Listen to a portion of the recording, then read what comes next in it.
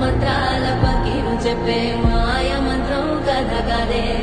చంటోళ్లను భయపెట్టే భూచోడి కథ కదే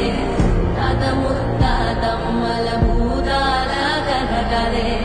విక్రమాదిత్యుడు చెప్పిన వేదాళుడి కథ కదే దీపము నుండి దెయ్యం వచ్చే అల్లావుద్దీన్ కథ కదే ఇది ముడత చర్మం ముసలి చెప్పే